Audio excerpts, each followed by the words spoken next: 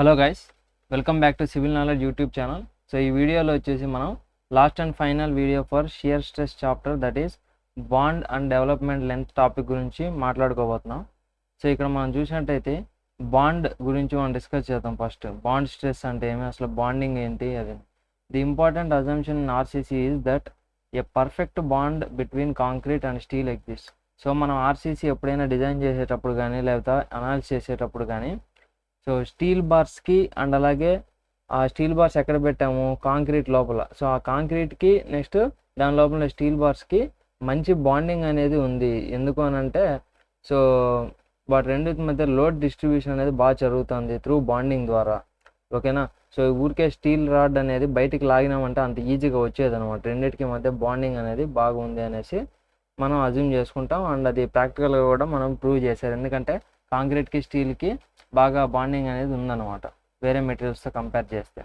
Next experimental result చేసినప్పుడు కనుక్కున్నాను అనమాట. Next the bond is required to resist shear stress developing in the RCC members. So RCC మెంబర్స్లో develop అయ్యే shear stress కానీ and అలాగే tension కూడా మనకి ఈ బాండ్ అనేది ఈ అవసరం అనమాట. ఈ బాండ్ ద్వారా మనకి ఏం జరుగుతుంది అని అంటే, ఈ రెసిస్ట్ చేస్తుంది షియర్ స్ట్రెస్ని అండ్ అలాగే some tension developed in the RCC members. So the bond is developed due to the combined effect of. So ఈ బాండ్ అనేది కాంక్రీట్కి స్టీల్కి మధ్య బాండ్ ఎలా ఏర్పడుతుంది అని అంటే, combined effect of adhesion between concrete and steel, friction and interlocking. ఈ మూడింటి ద్వారా మనకి బాండింగ్ అనేది జరుగుతుంది. ఓకేనా. అంటే ఇప్పుడు దాని మీనింగ్ ఏంటంటే, ఇప్పుడు మనం రెండు పేపర్స్ ఉన్నాయి, రెండు పేపర్స్ని ఈ విధంగా అంటించామన్నమాట. ఎలా అంటించినాము అని అంటే, సో ఈ రెండు మనకేమైనా అతుక్కో ఉన్నాయి, వీటన్నిటి మధ్య బాండ్ ఫోర్స్ అనేది ఉంది. ఎలా ఉంది వాటన్నిటి మధ్య బాండ్ ఫోర్స్ అంటే, మనం ఒక గ్లూనో ఏదో ఒకటి వేసి అతికిస్తాం కాబట్టి దాని ద్వారా ఉంది. అదేవిధంగా ఇది ఒక కాంక్రీట్ మెంబరు, దీంట్లో స్టీల్ బార్స్ పెట్టినాం. ఇప్పుడు ఈ స్టీల్ బార్స్కి ఈ కాంక్రీట్కి మధ్య ఎలా బాండింగ్ ఉంది, ఇక్కడేమో పేపర్స్ రెండింటికి మధ్య ఏముంది, గ్లూ అతికిచ్చాం కాబట్టి గ్లూ ద్వారా వీటన్నిటికి మధ్య ఏముంది, బాండ్ ఉంది.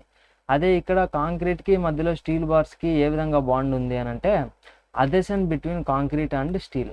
సో ఇక్కడ ఈ స్టీల్కి చుట్టూ ఉండే కాంక్రీట్ ఉండేది దాన్ని అతుక్కో ఉంటుంది కదా.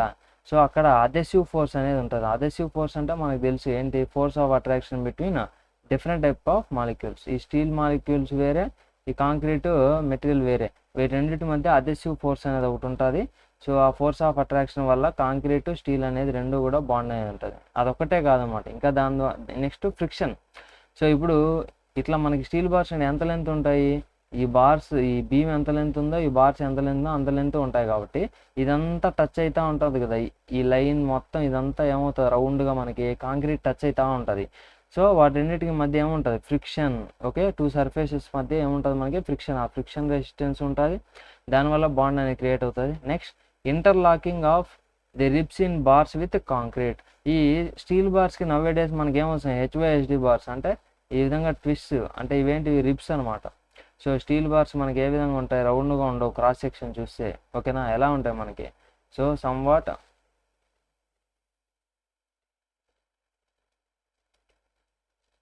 సో ఈ విధంగా క్రాస్ సెక్షన్ ఎక్కడ చూసాం మనం, ఈ సైడ్ రిబ్స్ ఉంటాయి అనమాట, అంతే కదా. సో అదే లాంగిట్యూడినల్లో చూసే మనం ఏ విధంగా, ఈ విధంగా మనకి స్టీల్ బార్స్ పైన ప్రొజెక్షన్స్ ఉంటాయి, వాటిని రిబ్స్ అంటాం. వాటి వల్ల మనకి ఏమవుతుందంటే, అవి కాంక్రీట్లోకి ప్రొజెక్ట్ అయి ఉంటాయి కాబట్టి వాటికి మధ్య ఏముంటుంది, ఇంటర్ లాకింగ్ అనేది, ఒక లాకింగ్ మెకానిజం అనేది ఉంటుంది అక్కడ. ఓకేనా. సో దానివల్ల కూడా మనకి బాండ్ అనేది ఏర్పడుతుంది. సో మొత్తానికి మనకి ఏదైనా ఆబ్జెక్టివ్లో అడిగినా లేదా 3 మార్క్స్ క్వశ్చన్ షార్ట్ ఆన్సర్గా అడిగినా కూడా గుర్తుపెట్టుకోవాలి. 2 మార్క్స్ కానీ 3 మార్క్స్ కానీ షార్ట్ ఆన్సర్గా అడిగితే ఏంటి, so how bond is developed between concrete and steel అని అంటే, కాంక్రీట్కి స్టీల్కి మధ్యలో బాండ్ ఫోర్స్ అనేది ఎలా డెవలప్ అవుతుంది అంటే, due to the combined effect of adhesion between concrete and steel and also due to friction and also due to interlocking of ribs in bars with concrete. So బార్స్కి ఉండే projections వాటిని ఏమంటాం, ribs అంటాం.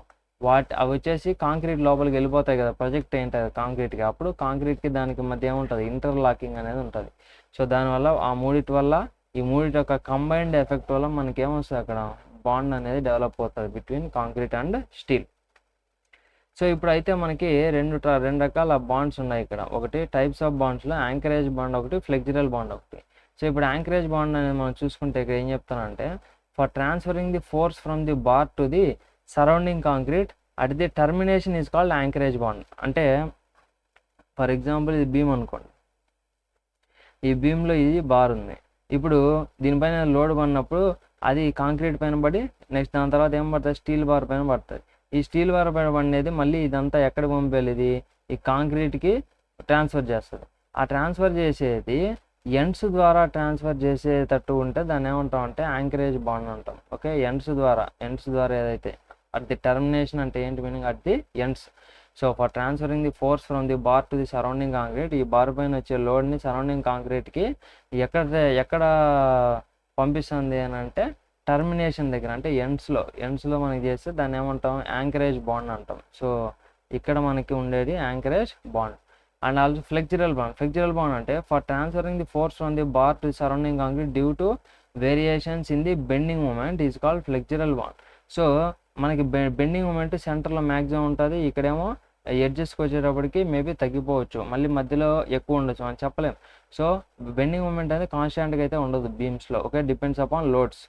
So loads బట్టి మారుతూ ఉంటుంది కాబట్టి so ఆ వేరియేషన్స్ వల్ల బెండింగ్లో మనకి సో అలాంగ్ ది లెంత్ ఇక్కడ అలాంగ్ ది లెంత్ ట్రాన్స్ఫర్ అయ్యే ఇది ఫోర్స్ని ట్రాన్స్ఫర్ చేస్తే దాన్ని ఏమంటాం అంటే ఫ్లెక్చరల్ బాండ్ అంటాం. ఓకేనా, సో ఒకటేమో మనకి బెండింగ్ మూమెంట్ వేరియేషన్ వల్ల మనకి ఇక్కడ వచ్చే ఫోర్స్ ఏదైతే ఉందో దాన్ని మనం అలాంగ్ ది లెంత్ మనం పంపించేదాన్ని మనం ఏమంటాం అంటే ఫ్లెక్చరల్ బాండ్ అంటాము, స్టీల్ బార్స్ కాంక్రీట్కి ట్రాన్స్ఫర్ చేసే లోడ్ని. అదేవిధంగా యాంకరేజ్ బాండ్ అంటే ఈ స్టీల్ బార్స్ వచ్చేసి చుట్టుపక్కల కాంక్రీట్కి ఫోర్స్ని ఎలా ట్రాన్స్ఫర్ చేస్తుంది, బై మీన్స్ ఆఫ్ ఎండ్ యాంకరేజెస్, దాన్ని యాంకరేజ్ బాండ్ అంటాం. ఓకే, అంటే ఈ హుక్స్ వల్ల వచ్చేదాన్ని యాంకరేజ్ బాండ్ అంటాం, అండ్ ఇక్కడ వచ్చే ఈ లెంత్ వల్ల వచ్చేదాన్ని ఏమంటాం ఫ్లెక్చరల్ బాండ్ అనేసి అంటాం. ఓకే, నెక్స్ట్ కాన్సెప్ట్స్ వచ్చేసి so development length. So development length అంటే the length of the bar LD required to transfer the force in the bar to the surrounding concrete through the bond is called as development length. So bond ద్వారా మనకి ఈ ఫోర్స్ని ఏదైతే వస్తుందో force steel బార్స్లోకి దాన్ని మన చుట్టుపక్కల కాంక్రీట్లోకి transfer చేయాలి. అలా ట్రాన్స్ఫర్ చేయడానికి ఎంతైతే మనకి లెంత్ అవసరమో ఈ స్టీల్ బార్కి దాన్నే మనం ఏమంటాం అంటే డెవలప్మెంట్ లెంత్ అంటాం.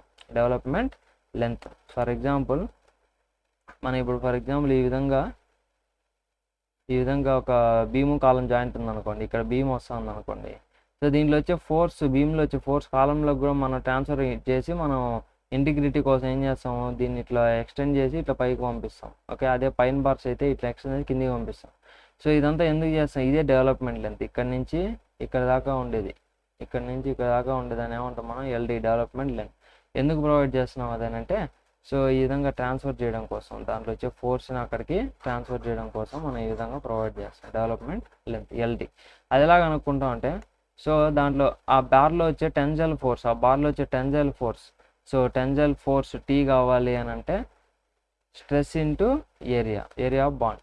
సో బాండ్ ఏరియా అనేది ఎలా వస్తుంది, ఇది స్టీల్ బార్ దాని చుట్టూ ఉండే కాంక్రీట్ కాబట్టి దాని చుట్టూ ఏం టచ్ అవుతుంది, ఇదేంటిది ఏరియా, మొత్తం ఏరియా ఇదంతా దీంట్లో వస్తుంది మనకి టెన్జైల్. సో ఈ టెన్జైల్ స్ట్రెస్ ఉంది కదా 0.87 అది దేంట్లో వస్తుంది, దీంట్లోనే కదా, ఈ బార్ ఏరియాలోనే కదా. అదేంటిది 5/4 into diameter square, 5/4 into diameter square AB అంటే. Okay, area of bar. So stress into area, stress ఏమో 0.87 బార్లో వచ్చే స్ట్రెస్ ఇంటూ దాని యొక్క ఏరియా 5/4 ఇంటూ స్క్వేర్, డయామీటర్ అంటే ఇక్కడ 5తో డినోట్ చేస్తాం, స్క్వేర్ ఈజ్ ఈక్వల్ టు ఏమవుతుంది మనకి టెన్జైల్ ఫోర్స్ వస్తుంది. ఆ టెన్జైల్ ఫోర్స్ని ఏది తీసుకోవాలి అని అంటే బాండ్ ఫోర్స్ రెసిస్ట్ చేయాలి. ఓకేనా, సో బాండ్ ఫోర్స్ అనేది ఎలా రెసిస్ట్ చేస్తుంది అని అంటే ఇక్కడ మనకి రౌండ్గా బార్స్ ఉంది, ఈ చుట్టూ టచ్ అవుతుంది కదా. ఓకే, ఈ చుట్టూ మనకి కాంక్రీట్ టచ్ అవుతుంది, దాని ద్వారా రెసిస్ట్ చేయాలి, అదే బాండ్ ఫోర్స్. ఆ చుట్టూ అంటే ఏంటది 2πr, circumference of a circle మనకు తెలుసు 2πr. ఇక్కడ నుంచి ఇదంతా సర్కంఫరెన్స్ 2πr ఇంటూ అట్లా ఎంత లెంత్ ఉంది, ఇది ఎంత లెంత్ అయితే మనకి అవసరమో, ఏది ఈ ఫోర్స్ని రెసిస్ట్ చేయడానికి ఎంతైతే లెంత్ అవసరమో దాన్నే మనం ఏమన్నాం ఎల్డి. సో డెవలప్మెంట్ లెంత్ అంత అవసరం ఈ ఫోర్స్ని మనకి ట్రాన్స్ఫర్ చేయడం కోసం. సో కాబట్టి అట్లా సర్కంఫరెన్స్ ఎంత లెంత్ ఉంది ఇంటూ ఎల్డి చేస్తే మనకి ఇది ఏరియా అయిపోయింది. ఏరియా ఇంటూ స్ట్రెస్ చేస్తే మనకి ఫోర్స్ వస్తుంది. స్ట్రెస్ ఏం స్ట్రెస్ ఇక్కడ బాండ్ ఫోర్స్ కనుక్కున్నాం కాబట్టి బాండ్ స్ట్రెస్ వేయాలి. Bond stress is denoted by tau BD.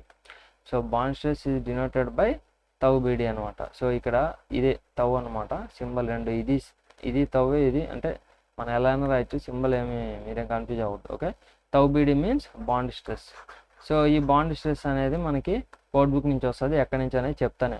Okay, ఇప్పుడు ఈ రెండింటిని ఏం చేయాలి మనం, ఈక్విలిబ్రియం అంటే ఇంత బాండ్ ఫోర్స్ని మనం దీంట్లో వచ్చే టెన్జైల్ ఫోర్స్ని ఈ బాండ్ ఫోర్స్ ద్వారా మనం ట్రాన్స్ఫర్ చేయాలి కాంక్రీట్కి అని అంటే ఈ రెండింటి సేమ్ ఉండాలి, ఈక్వల్ చేయాలి.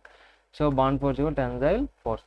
సో చేస్తే మనకి tau BD into pi into pi, so into ఇక్కడ చూడండి 2πr ఉంది కదా, 2 into R, 2 times of radius ఏమైపోతుంది, డయామీటర్ ఆఫ్ బార్ అయిపోయింది. సో అందుకనే పై ఇంటూ 5 పెట్టినాం. ఓకే, కన్ఫ్యూజ్ అవ్వద్దు. సో 2r అంటే ఏంది, డయామీటరే కదా, diameter of bar. So tau BD into 5 into LD is equal to tensile force 0.87 π/4 π².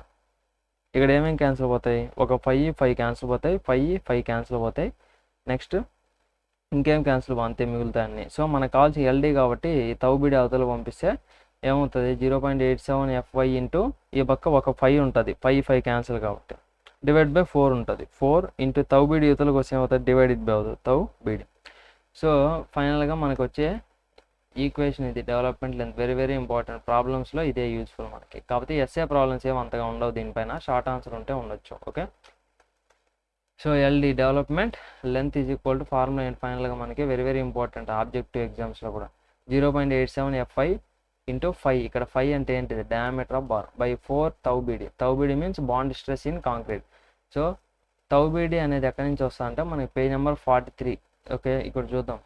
So IS 456 2000లో పేజ్ నెంబర్ 43లో మనకేముంది, ఇక్కడ టాప్లో చూసుకుంటే design bond stress tau BD. So tau BD అనేది ఉందాం, అది దేన్ని బట్టి ఉంటుంది అంటే just depends upon grade of concrete.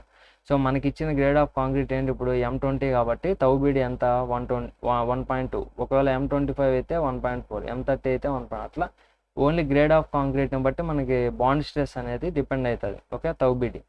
Okay, దీన్ని బట్టి మనం ప్రాబ్లమ్ చేసేటప్పుడు వాల్యూస్ అనేవి తీసుకోవచ్చు. నెక్స్ట్ ఇక్కడ చూసినట్టయితే మనం ఇది జస్ట్ మైల్డ్ స్టీల్ బార్స్కి ఇక్కడ ఇచ్చారు, ఏమని ఇచ్చారు, ఫర్ ప్లెయిన్ బార్స్ ఇన్ టెన్షన్లో ప్లెయిన్ బార్స్కి మాత్రమే ఇది. అలా కాకుండా మనం యూజ్ చేసే బార్స్ అని ఏంటి, ప్లెయిన్ స్టీల్ బార్స్. అంటే ప్లెయిన్ బార్స్ అంటే ఏంటి, mild steel.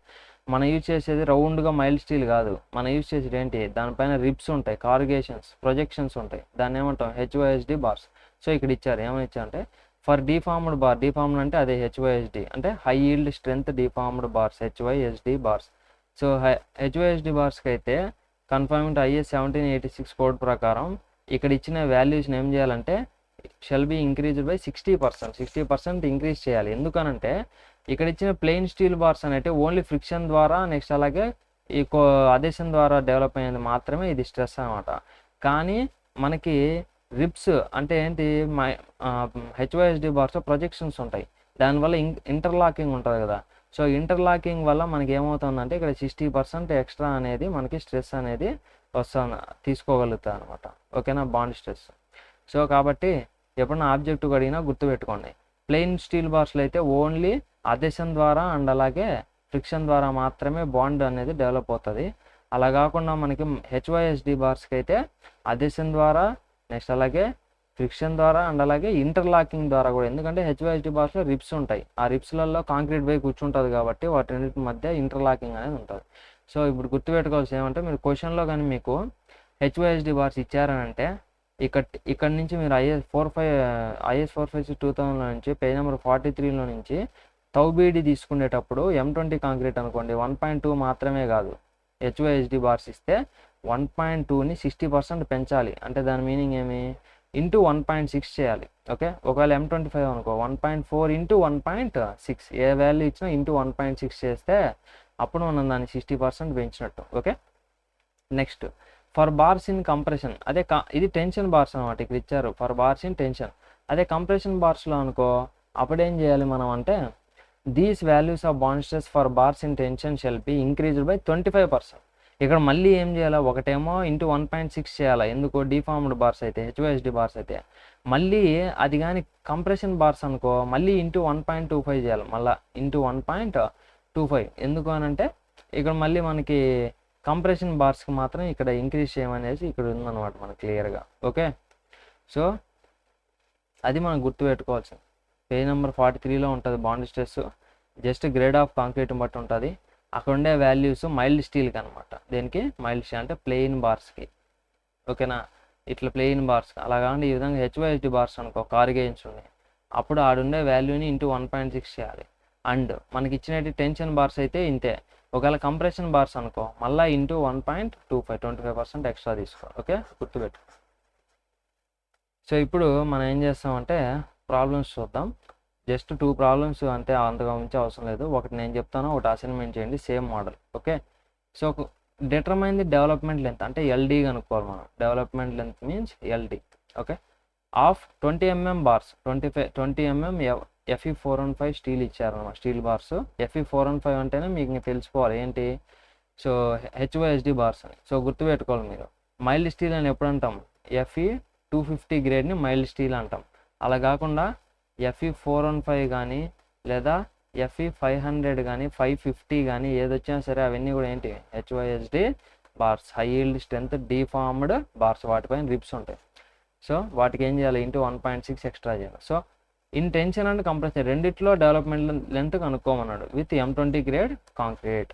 So first given data రాసి ఏం రాసామంటే M20 కాంక్రీట్ ఇచ్చినారు, Fe415 స్టీల్ ఇచ్చినారు, డయామీటర్ ఆఫ్ బార్ ఎంత 20 mm డయా. ఓకే, ఇప్పుడు first bars in tension, development length for bars in tension. So tension బార్స్కి ఎంత డెవలప్మెంట్ లెంత్ పెట్టాలి అని అంటే formula LD = 0.87 Fi 5/4 × tau BD.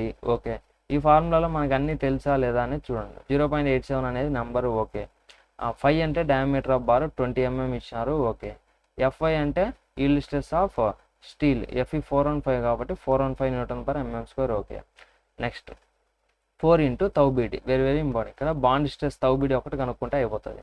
Page number 43లో నుంచి IS 456 2000లో నుంచి పేజ్ నెంబర్ 46లో నుంచి M20 కాంక్రీట్ ఇందాకే చూసాం మనం. tau BD ఎంత ఉంది, 1.2 Nm² ఉంది. కాకపోతే for deformed bars, so HYSD bars కాబట్టి ఇప్పుడు ఇచ్చింది.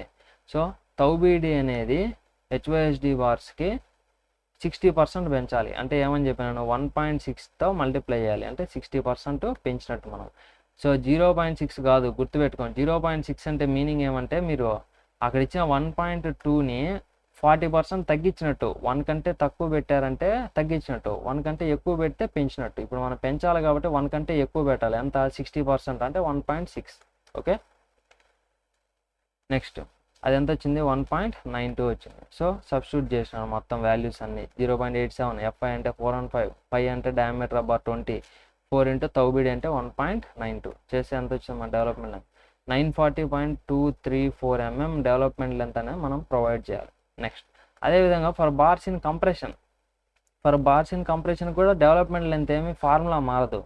కాకపోతే tau BD ఒకటి మారుతుంది. tau BD అనేది M20 కాంక్రీట్కి ఎంత 1.2 ఇందాక చూసాం. కానీ for bars in compression 25% extra పెట్టాలి కాబట్టి ఇంటూ 1.25 చేయాలి. అండ్ అలాగే దాంట్లో ఇవేంటి కంప్రెషన్లో కూడా ఏం బార్స్ పెట్టాం, హెచ్వైఎస్డి బార్సే కాబట్టి వాటిని కూడా 60% పెంచితే 1.6తో మల్టిప్లై చేయాలి. సో ఫైనల్గా మనకి బాండ్ స్ట్రెస్ ఎంత వచ్చింది, 2.4 Nm² వచ్చింది. So that is development length LD = 0.87 Fi అంటే 415 diameter of bar 20 / 4 × tau BD. tau BD వచ్చి 2.4. సో చేస్తే 752.18 mm వచ్చింది. ఏంటి development length for compression. Okay, so ఈ రెండు గుర్తుపెట్టుకోవాలి. హెచ్వైఎస్డి బార్స్కి అయితే కోడ్ బుక్ నుంచి తెచ్చుకున్న tau BDని ఇంటూ 1.6 చేయాలి, అది టెన్షన్లో అయితే. కంప్రెషన్లో అయితే ఆ 1.6ని మల్టిప్లై చేసి హెచ్వైఎస్డి బార్సే కాబట్టి కంప్రెషన్లో కూడా మళ్ళీ ఏం చేయాలి, కంప్రెషన్లో అయితే 25% పెంచాలి కాబట్టి 1.25తో మళ్ళీ మల్టిప్లై చేయాలి. ఓకే, అది. సో ఇంకా నెక్స్ట్ ఇంతకుమించి ఏం లేదనమాట, చిన్న టాపిక్ ఇది. ఎస్ఏ క్వశ్చన్ కూడా మనం ఎక్స్పెక్ట్ చేయలేము అంతగా. సో ఇది వచ్చేసి ఒక జస్ట్ అసైన్మెంట్ ప్రాబ్లం లాగా చూసుకోండి. దీంట్లో M25 కాంక్రీట్ మార్చామన్నమాట. దీంట్లో 20 mm డయామీటర్ బార్సే ఉన్నాయి. So same bars in tension అయితే అడగలేదు ఇక్కడ, ఓన్లీ కంప్రెషన్లో మాత్రమే అడిగారు అనమాట. కంప్రెషన్ మాత్రం చేశారంటే సరిపోతుంది. సో ఇది tau BD అప్పుడు గుర్తుపెట్టుకోండి, 25% పెంచాలి కంప్రెషన్ కాబట్టి. అండ్ అలాగే ఇచ్చింది డీఫార్మ్డ్ బార్స్ కాబట్టి ఇంటూ 1.6 కూడా చేయాలి. దేనికి, కోడ్ బుక్ నుంచి వచ్చే tau BD వాల్యూకి. ఓకే, సేమ్ ప్రొసీజర్, పెద్ద ఇంపార్టెన్స్ ఇవ్వాల్సిన టాపిక్ కూడా ఏం కాదు ఇది, జస్ట్ షార్ట్ ఆన్సర్ క్వశ్చన్ అడగచ్చు, ఎస్ఏ క్వశ్చన్కి అయితే ఎక్స్పెక్ట్ చేయలేం. సో కాబట్టి ఇంతే అనమాట. నెక్స్ట్ క్లాస్లో కంపల్సరీగా మనం next unit 3 that is slabs అనేది స్టార్ట్ చేయబోతున్నాం అనమాట. ఎవరు మిస్ అవుద్దండి. సో ఈ వీడియో నచ్చినట్లు లైక్ చేయండి, మీ ఫ్రెండ్స్కి షేర్ చేయడం మర్చిపోవద్దు. గైస్ కమెంట్ చేయండి గైస్, ఎలా ఉంది వీడియో, మీకు ఏమైనా డౌట్స్ ఉంటే మర్చిపోకుండా. ఓకే, నాకు కూడా నెక్స్ట్ వీడియోస్ చేయడానికి కొంచెం ఇంట్రెస్టింగ్గా ఉంటుంది. So thank you for watching.